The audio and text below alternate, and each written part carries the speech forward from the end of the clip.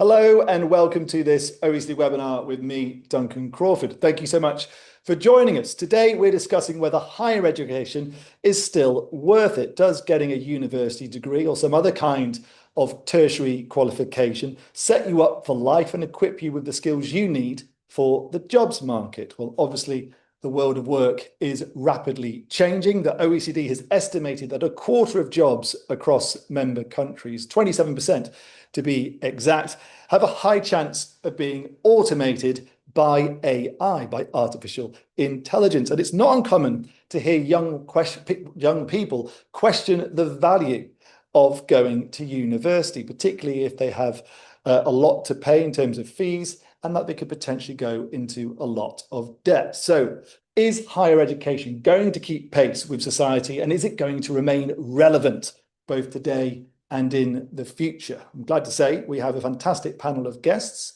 to discuss this very topic. Joining us on the panel today, Rosie Hood, lead data scientist for Africa, Europe and the Middle East at LinkedIn's Economic Graph Research Institute. James Robson, Associate Professor of Tertiary Education Systems at Oxford University, who's also the Director of the University's Centre for Skills, Knowledge and Organisational Performance. And Simon Roy, Head of Higher Education Policy at the OECD's Education and Skills Directorate. Thanks to all our panelists today for joining us. We are going to start the discussion in a moment, but I do want to mention that we're having this webinar as part of the build-up to the launch of Education at a Glance. It's a new report which is coming out in a week's time, a week today to be exact, and Education at a Glance is the definitive guide to all things education around the world. This year's edition focuses on universities and other kinds of tertiary education. How appropriate we're having this webinar.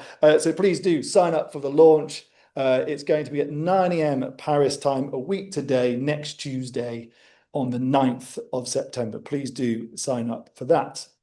Now, though, on with the show, and let's start with the OECD's very own Simon Roy, who's going to start by giving us some opening remarks. Over to you, Simon. Thanks very much, Duncan, and good afternoon or whenever. Good hello to everyone who's joining us today.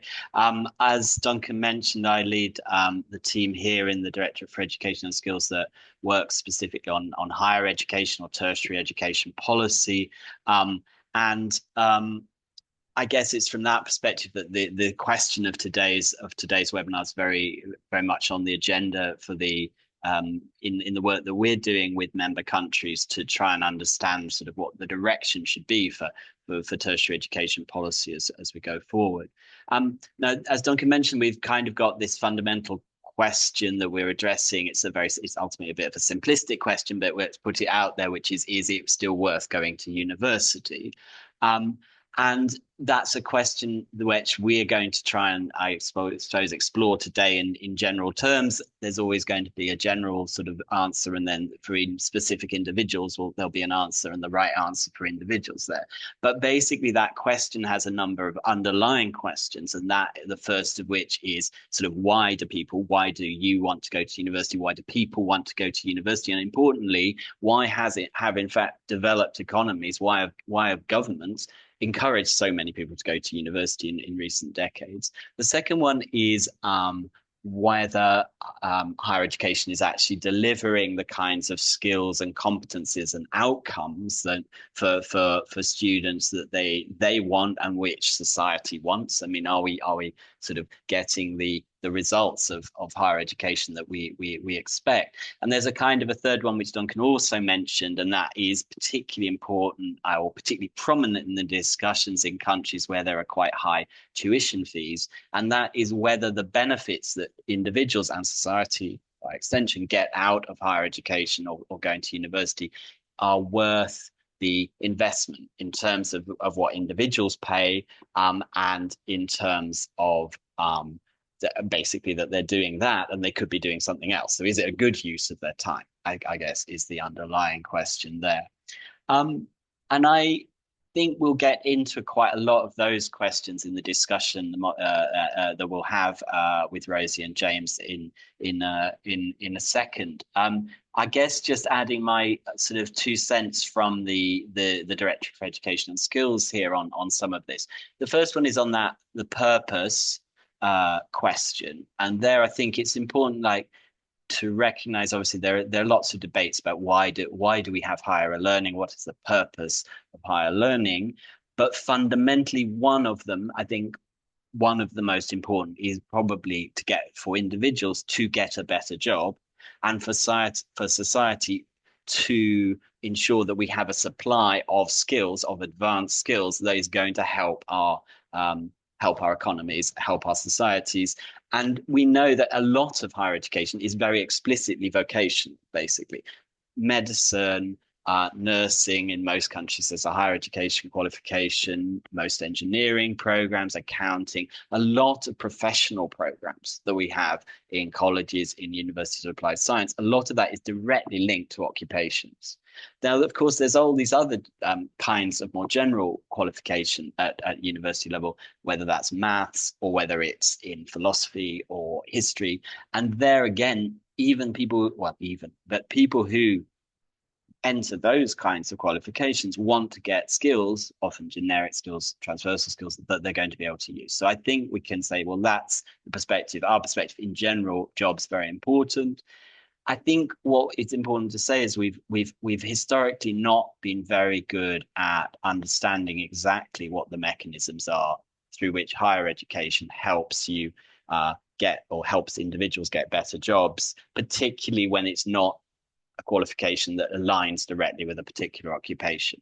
But in more recent decades, there's been quite an increased focus on some of that, defining learning outcomes, specific learning outcomes, particular types of skill knowledge that people get out of programs. That's on one side. And there's also been a greater analysis, and we'll get into this with the discussion with Rosie and James, of the kinds of skills that translate well into the workplace, basically, the kinds of things that are demanded, are asked for in the workplace. I think just to sort of think a little bit more on some of that answer, we don't necessarily understand all of the mechanisms. What we do have is sort of proxies for, is universities delivering what is needed? And one of those is, do graduates get jobs? And the answer to that, and we'll see more next week with the latest data in Education at a Glance, is that on average, yes, graduates from higher education get jobs, and they get jobs more often, and they keep jobs for sort of, they basically have lower unemployment, higher employment rates than people who do not have tertiary education. And they also earn more on average, not everyone, but on average. And so we know from that there sort of probably has been sustained demand for graduates, and we think that's going on. But the issue, and there was basically the question remains a little bit whether that balance is still continuing. There's two aspects to that. There's whether people are studying the right kind of things. So, for example, do we need teachers? Do we need nurses? Do we need engineers? Have we got enough people going into those kinds of study fields? And the other one is more general, is like in across study fields, are people gaining the kinds of knowledge and skill that really work in the labour market and are needed in the labour market and will help people? We're facing AI now as a disruptor, and I think that is going to be a big question that we'll see to what extent that, and discuss to what extent that's changing that picture, that historically quite strong picture that I mentioned. And the other one is the financial question, which is whether the overall balance of the cost and the benefits is worth it for individuals. And I think that's something we can also discuss. So I'd hand back to Duncan, and maybe we can start. Thank you so much, Simon, for your thoughts there. And if anyone wants to comment, then please use the chat function at the bottom of your screen, so you can send in your questions or your insights, and I will try to get through as many of those comments as possible. I can see it's already very active. Hello to Anne from Scotland, Jose from Mexico, Tom from Ireland, Basila from Nigeria. So you can see it's quite an international crowd we have brought in for this webinar, which can only be a good thing. Now, though, let's get this discussion started. To begin with, I want to get an idea of where people in the panel stand on this. Is university education actually meeting today's job demands? Rosie Hood, why don't we start with you? Rosie Hood from LinkedIn's Economic Graph Research Institute. Hi, Duncan, and hi to everyone joining today. Super excited to be here. So it's a great question. I think that maybe I could speak better to the AI aspect of it. I think that that's been in the news a lot recently. A few papers have come out. Our own research team are working on this, but the idea that is AI impacting entry-level workers, in the sense that, when you leave with a degree, are your prospects impacted by AI? Do you fail to get an entry-level job? And what we're seeing in our data is that's not the case. Entry-level hiring is pretty much even with kind of senior hiring. We haven't seen differences there. It can vary by country, can vary by sector, but on the whole, it's pretty similar. What we do see as well is when we split up occupations by whether they would be augmented, disrupted, or insulated from Gen AI, we also see the hiring rate very similar in recent months. So again, I don't think there is much evidence at the moment that Gen AI is impacting hiring opportunities for entry-level workers or for folks in general. So I think, for me, the focus is more on using it and using Gen AI to kind of see it as a productivity tool that can make you do your job better or can increase your chances of hiring. I think when we look at something like Gen AI skills mentioned in job postings on LinkedIn, we're seeing that increase. I think it increased by 6x over the last year.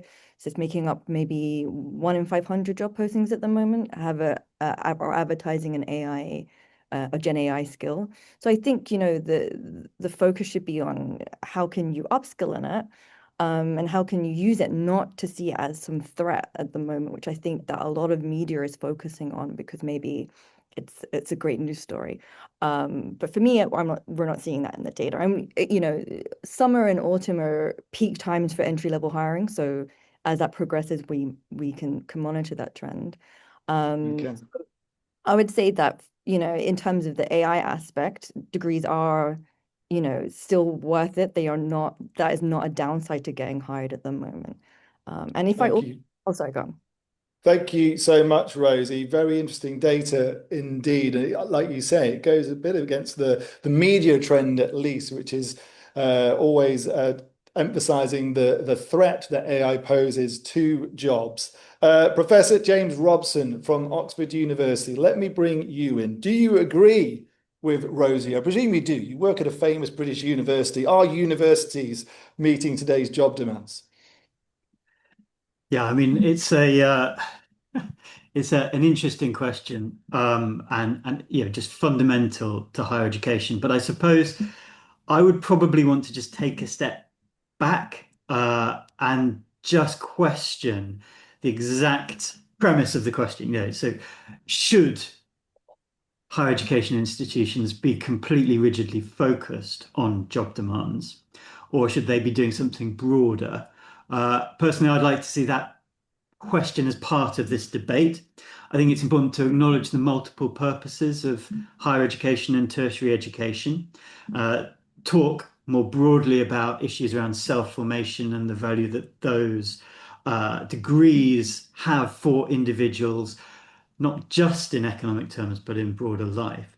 But for me, the economy is really key, and we do need to talk about alignment, skills alignment, supply and demand working well, not just from the perspective of individual outcomes, where I think a lot of the debate lies, but also in terms of broader productivity and economic growth. But we do need to problematize both of those assumptions. The issue around sort of, I suppose, higher education as a economic public good is all too often rooted in simplistic linear understandings of economics, and the assumption that just sort of simply producing people with higher skills will automatically lead to high levels of productivity. And globally, we can see that is not happening. And so in those terms, higher education is struggling within those broader economic purposes. At the individual level, I think we need to acknowledge that there is all too often within the discourse here a simplistic view that higher education should simply be producing higher salary returns for individuals. Now, for me, that's problematic on the grounds that it's too reductive and doesn't really get to the heart of the fact that people are motivated in their careers by a whole range of issues, and actually simply trying to measure salary returns and basing value solely on that takes us into, I suppose, quite a problematic economic discourse in that, A, we're measuring probably inequality within society, but actually the economy doesn't necessarily reflect actual need within salaries. And so actually, I think probably we need to talk about the link between higher education, the economy through the lens of good jobs, purposeful jobs, and actually shift the discourse to talking about careers and longer term individual ability to navigate uncertainty as skills needs do change and the nature of work changes in the ways that Rosie sort of highlighted through AI, but more broadly, climate change is going to shift all of this. Thank you so much for that. And to bring Simon Roy in, following on from those points there, I mean, whatever happened to cultivating critical thinking, broadening perspectives, fostering a deeper understanding of the world, all these things which university are associated with and a tertiary education is associated with, but are they as important, or are they a distant second a lot of the time when it comes to in terms of the meeting the demands of the jobs market? I guess in terms of like, let's think, I mean, in terms of society and individuals making choices about, well, do we invest in higher education? Those kinds of considerations should be taken into account in terms of because obviously there isn't necessarily this, as James was saying, not necessarily this linear connection between having higher education, getting higher education, and necessarily it translating into productivity improvements or deployment of those skills. There are a wider range of things. There are also sort of areas of higher education where it's almost always never, they do not exist ever really for purely economic purposes. A lot of sort of, I would argue in certain sections of the performing arts and otherwise, you cannot make a very clear economic productivity related argument about why we want to train people to an advanced level in these fields, but there are other reasons to do that. So there's certainly certain fields where that's the case, and I think more generally, yeah, there has been a tendency to neglect the wider purpose of advanced learning. And as we move perhaps into a more AI enabled world, some of those kind of core skills, critical thinking, the ability, independent thought, and so on, those kinds of things which higher education traditionally aimed at are going to almost certainly become more important. And the sort of caveat to some of this is, I would argue, higher education has to be paid for. And if we cannot make the economic argument, it's going to become harder to justify why we have higher education. And that's not to say that that's the right answer. I just, like, practically in worlds where we've got to we have choices between, do we build hospitals or do we build universities, in very simplistic terms, I think it's going to be, we need to have some degree of economic case for why we have higher education and why higher education exists. And I think that, I believe there is that case, but I'm just raising that there is ultimately that tension fundamentally, that even if everyone accepts the premise that we want to have sort of access to advanced learning for broader societal good, at the end of the day, ministries of finance and treasuries are making decisions about where the public money in particular goes into that, and individual families are making decisions about whether tuition fee money goes into it. And I think that's the balance that we're going to be working with. Thank you so much for your thoughts there, Simon. And thank you to everyone who's already writing in questions and making comments. There's one here from Barbara, who's in Poland, who says, a large number of our university students say they do not feel that the university courses offered are related to their future jobs. Rosie Hood from LinkedIn's Economic Graph Research Institute. How do you prepare graduates for a labour market that is changing so rapidly? Yeah, it's a great question, and I think Simon touched on this, but degrees offers, a wide array of skills, and you spend years kind of upskilling. It's devoted time to do that. I think, from our point of view is that you can also learn those skills, in other ways. So you can learn them in courses and online courses, or through other qualifications that aren't necessarily related to higher education. So I think that, the emphasis should be on just upskilling in general. And also, I don't think you can say enough the importance of soft skills, particularly as Gen AI adoption increases. For us, I think, we're a big believer in skills first hiring, but I think that there are challenges to that because you have kind of obstacles by company size. For example, larger companies are in much better positions to go into that approach. But we do see, for example, in LinkedIn, recruiters are often searching just via skills now, as opposed to kind of qualifications. So I think that that should be the focus, really. Thank you so much for that, Rosie. Following on from what you just said there, and she mentioned the importance of skills first hiring. Professor James Robson, aren't there some university courses out there? I don't want to single out any, but aren't there certain university courses that, regardless of how well the student does in that course, the odds of them going on to get a job in a profession linked to that course are very slim, and they won't necessarily have the skills to get a job they'd enjoy in the jobs market? How do you handle that situation? Yeah, I think it's worth being cautious about the sort of discourses that emerge in this area around sort of Mickey Mouse degrees, those sorts of comments, where people, will claim that there is just simply no alignment between courses and the labour market.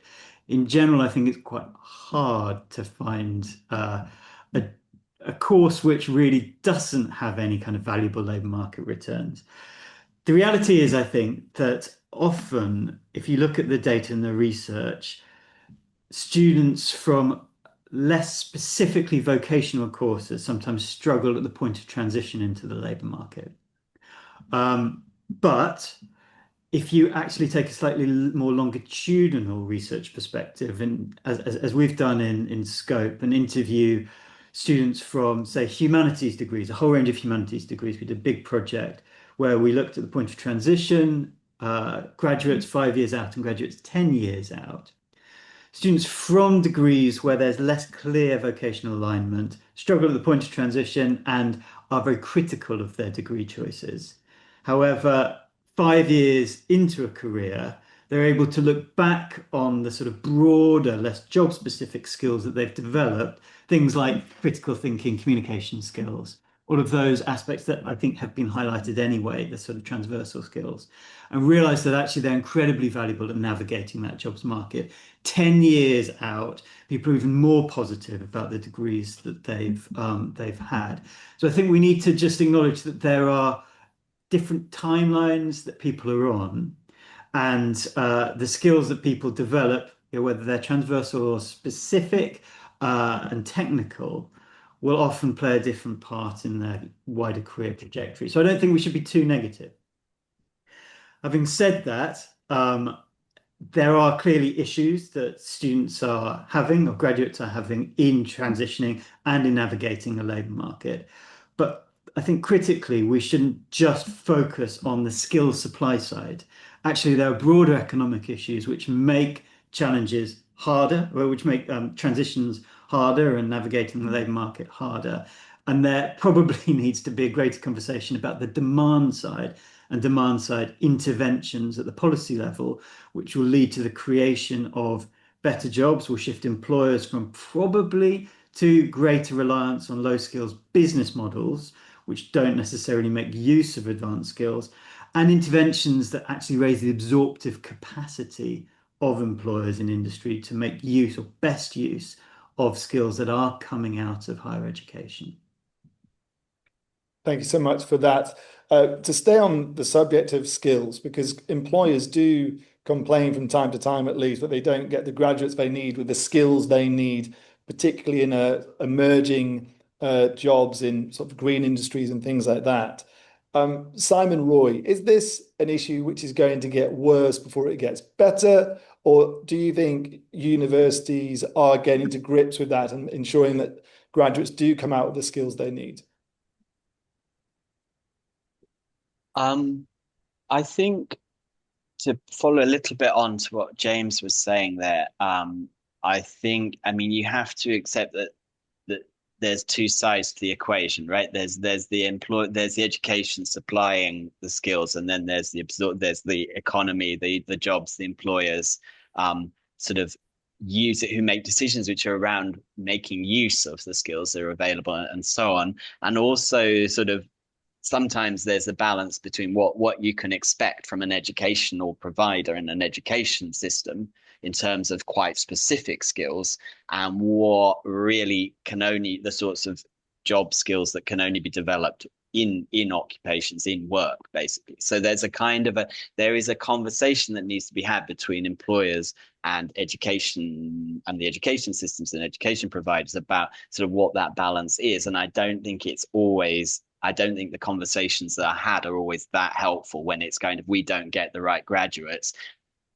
Maybe then you need to talk to whose fault is that, kind of thing. And so there's questions to be had.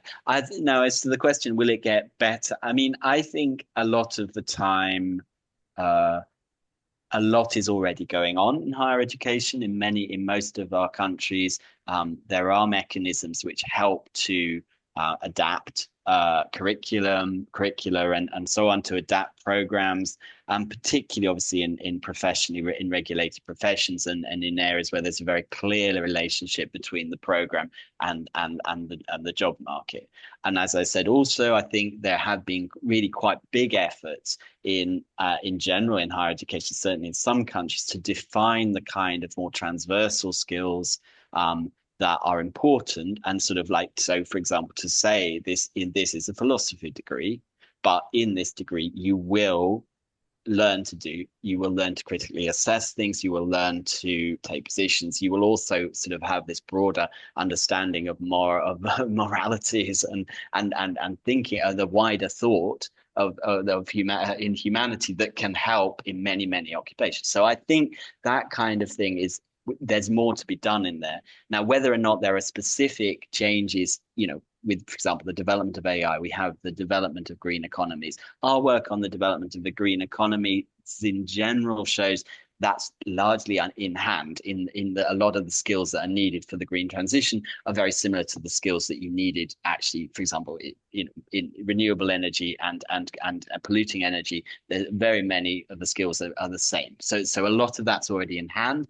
AI is a big challenge, but as James and Rosie both said, there's a lot there to have a discussion about what we have choices to make about how we deploy humans versus how we deploy technology.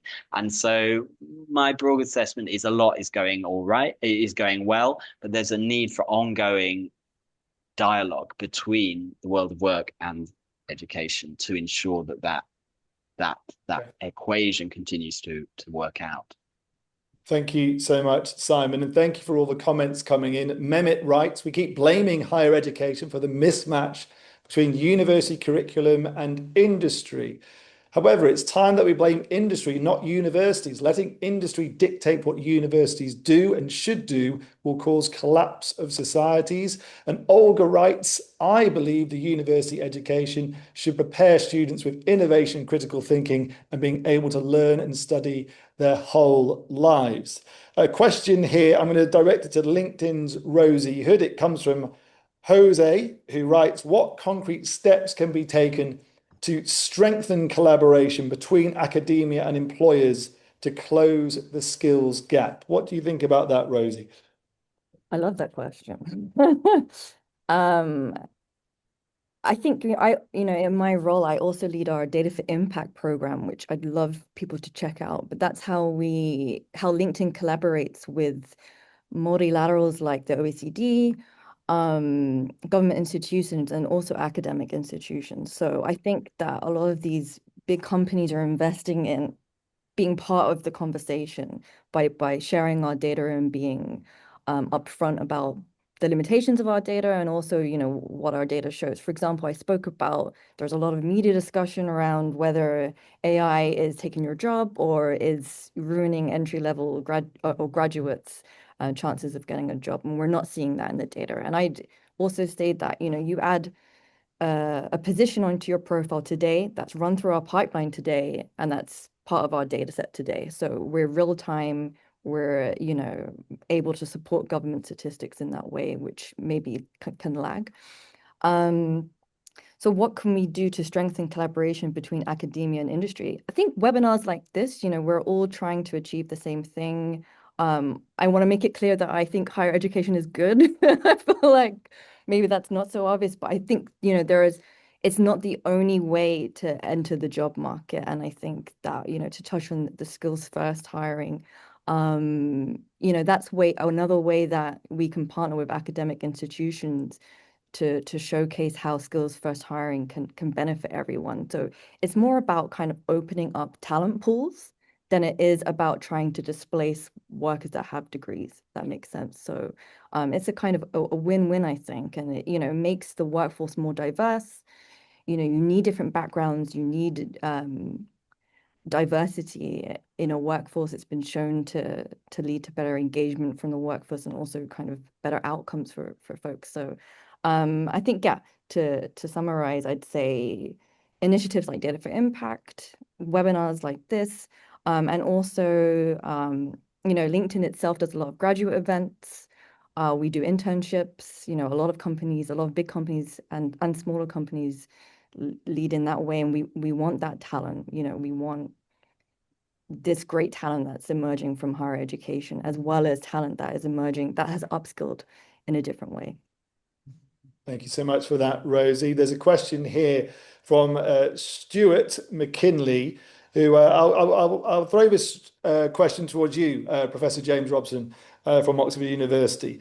Stuart writes, are graduate degree apprenticeships part of the solution, and would increased modular provision from multiple universities help? Yeah, I mean, what a great question. I think it's linked with the previous question as well about the role of employers within the education and training system. So yes, I think actually the way in which good degree apprenticeships can be structured brings together higher education and employers in a really positive way. The reason for that is, I think, when talking about the role of employers within within education and training more broadly, within tertiary education, too much focus is on data. It's on employers providing systems with their skills needs. Whereas actually, if we look at research on the way in which skills are best formed, particularly skills that are tailored to the workplace, actually they're best formed pedagogically within the workplace, within job-based learning. So from a, I suppose, structural perspective, what we actually really need to do is see a shift in terms of employer engagement within education and training that moves away from simply providing data or demands to actually having an active role within the system.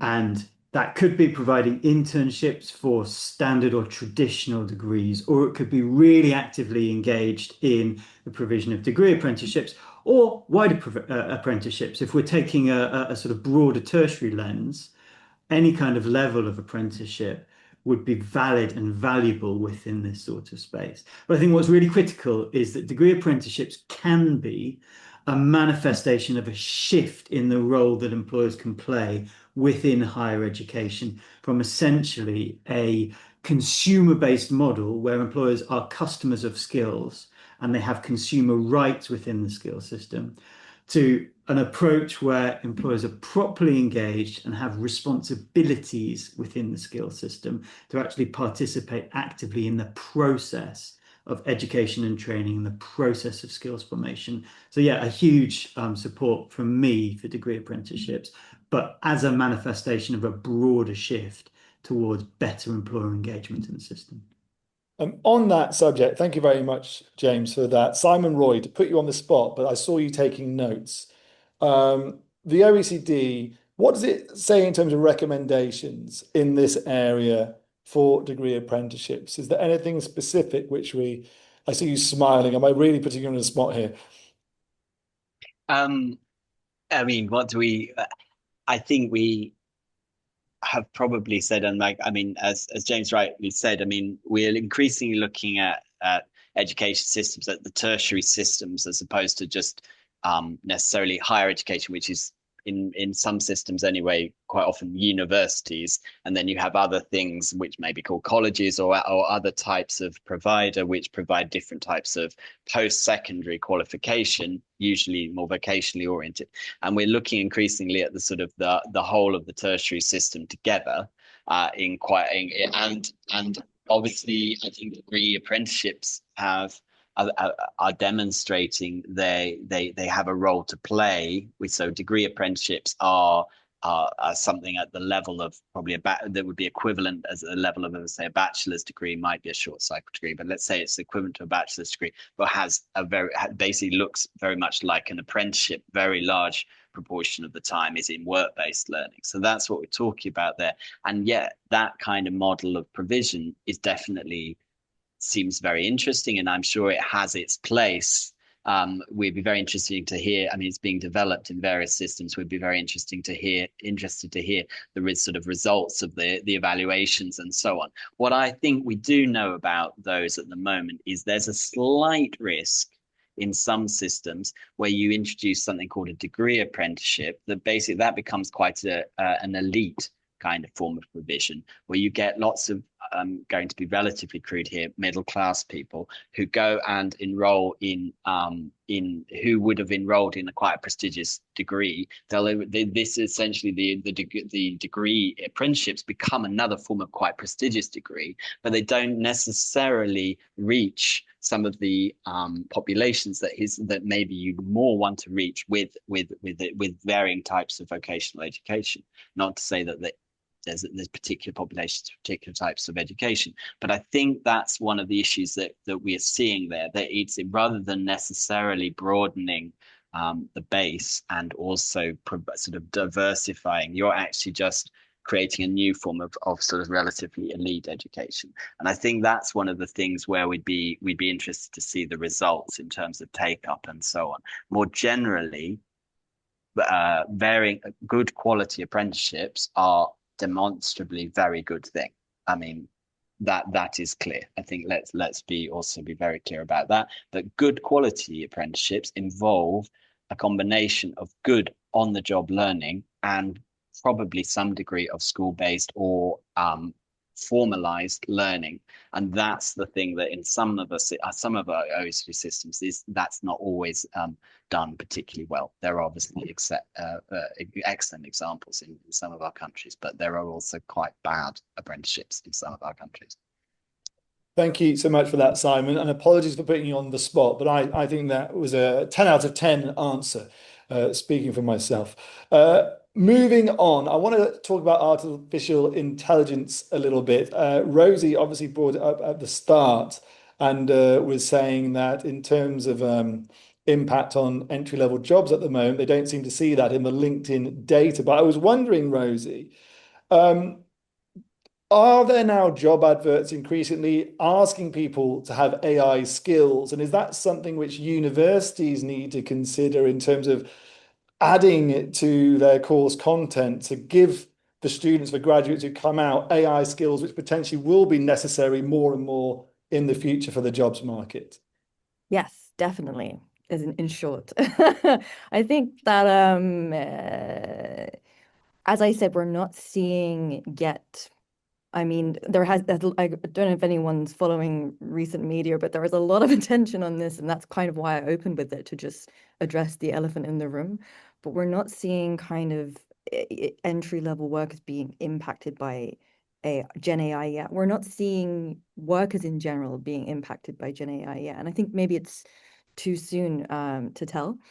But we are seeing people add skills. We're seeing lots of members adding Gen AI skills. You can check out the OECD.ai Observatory, which we share data with, and you can see those top skills being added there if you're interested by different countries.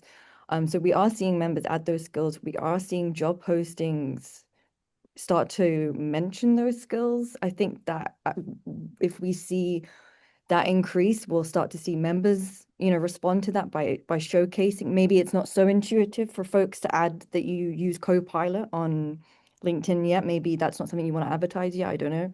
But I think if you see that rise in job postings, you'll see that rise in members adding skills. But at the moment, we are seeing increases. It's from a small level, as you can imagine. And we are seeing, that kind of influence across sectors. But at the moment, I would say there's, quite a strong correlation when I look at the data with AI engineering talent adding AI literacy skills. So it might not be exactly the segment that we want to look at. We want to see if HR professionals are using it. We think they are. When we do survey data, we get good responses, but I think there's just a disconnect with how people are representing themselves on platform. And then in terms of, should universities consider adding this? I think that, I mean, I think that everyone, if you have people on the call, on the webinar, if you haven't checked out one of these tools, they're great. I mean, they really are productivity boosts. This is not an advertisement. I just use them every day. I use them for coding. I use them to ask questions, to probe a little deeper. It's like having an intern, that, not someone that's at your level, but that someone's, is trying to support you. Do I think that universities should be incorporating it? I already think they are. I think they were forced to, when students started using it to write essays, and I think that, in some cases, students often bring the changes about to curricula.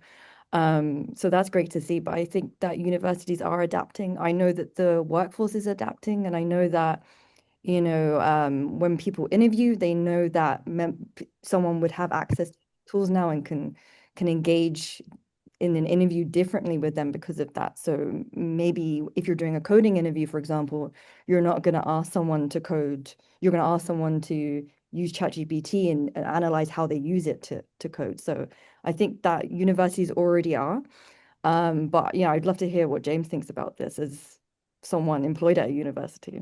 You took the words right out of my mouth there, Rosie. Yeah, Professor Robson, to put you on the spot, has or is Oxford University changing its course content to implement AI training as part of the courses? I mean, to a certain extent, yes. I think Oxford and other universities are using AI tools as in a whole range of areas. We're wrestling with challenges related to assessment, of course, but the reality is that AI tools are valuable pedagogically in a range of different subjects and different disciplines.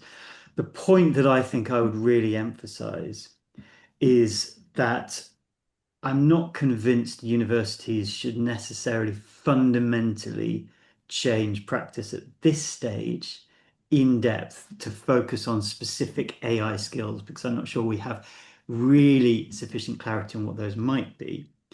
I think we might align them with broader transversal skills, so discussion around actually as AI changes the nature of work, Some skills like critical thinking, communication are particularly important. And so, we need to value those, and universities should continue to think about those. But I think all too often we talk about those transversal skills, or those transferable skills, as devoid of subject-specific content, and that's really problematic. Actually, again, we look at research and we can say it's subject-specific knowledge that's really key to the development of those skills. It's wrestling with particular knowledge-based issues that's key to the development of those transversal skills. And if we start to think in terms of AI skills along those lines, then actually I think embedding AI tools pedagogically is absolutely fine for developing AI specific skills, but only if they're rooted in core subject specific knowledge. So in the fundamentals of education that universities and any tertiary institute might be dealing with. So knowledge, I think, is still key. And that's really where universities should be coming from. Thank you so much for that. And let me bring Simon Roy from the OECD back in, because I have a question here from Christina Faria, who writes, how can teachers or higher education institutions keep up with technological trends such as AI to regularly update the curriculum and meet market expectations? Well, indeed. I mean, I guess that's a sort of a perennial question to some extent, but I would very much support what James has just said, that in many ways a lot of the skills that we're looking for are generated, are sort of developed by studying a particular subject, or by sort of engaging with material in the field that you're studying. So they're sort of they're a natural product of the educational process. And the AI, I know, as Rosie was saying, I mean, AI is already being used. There was a kind of, well, you have to, because it's already there, and your students are coming in and they've done. So in universities were forced to change and sort of adapt processes and adopt protocols for how we're going to deal with this. I think that's largely in hand to a large extent. I think there are some remaining challenges around assessment and so on. But basically, I think in terms of, we shouldn't exaggerate the extent to which all curricula have to be changed to embed very specific AI skills or something in it. It's like there is a natural process, as there was a natural process when sort of computers and the internet were widely deployed, that those become tools for learning about whatever subject we're talking about, and AI is naturally going to come in there as in a similar process. So I think it's almost a natural process. But the question raises a very, very good point, which is the fundamental one that in all workplaces that we have, which is that this is a new technology. It changes how we think about doing things, and adoption and ability to sort of willingness to adopt and also ability to adopt varies between individuals. And I don't have an easy answer for that, because obviously there are ways in which all employers, including universities or higher education institutions, can help their staff to acquire those skills. But a lot of that, there is a limit to how much especially with the academic community, which is not always the easiest to reach with professional development programs or equivalents. There's no particularly easy answer, but I think it is incumbent on institutions to at least provide some degree of support for, like, how should we be dealing with AI, for example, in terms of teaching and learning and assessment. And I know that quite a lot of institutions are doing that. But I also recognize the limits to that, just because adult learning as such is very hard. Professional development programs in any sector are not always easy, and the academic community doesn't have a great tradition of that. So I think in terms of some of these sort of learning, particularly in pedagogy. So I think it'd be interesting to hear what others think about that. But I think I'd say that, yeah, that's my conclusion. There isn't so much need to change, but there is the need for staff to be able to have access to some tools to be able to help them develop their skills. Go on then, we'll stick with this question because it seems to be such a good one then. Rosie, how can teachers in higher education institutions keep up with all the trends, all the technological shifts with the changes to AI, and it becomes more and more powerful? How do you have to regularly update the curriculum to meet the job demands of a changing job market as a result?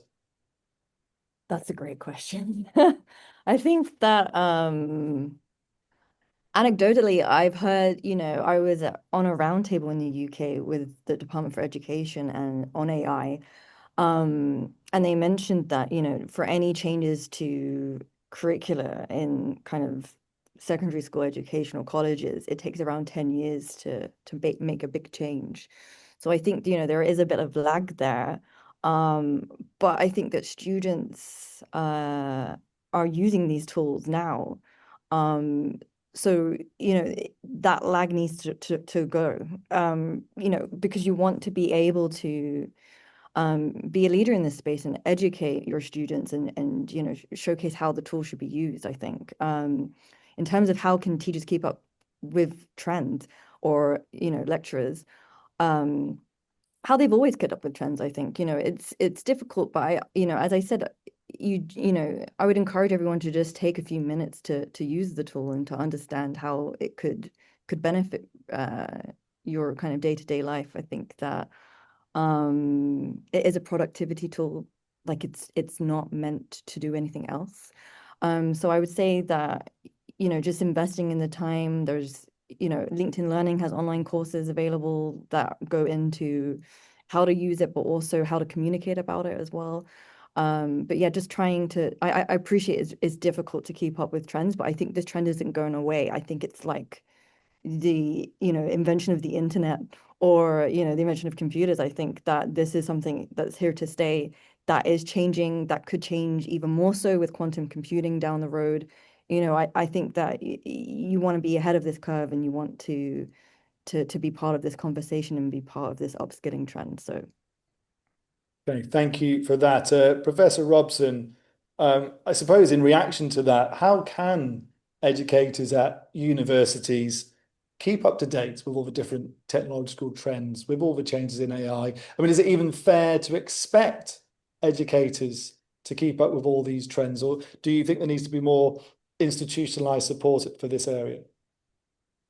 Yeah, I mean, I think probably making too sweeping a statement across all disciplines would be problematic.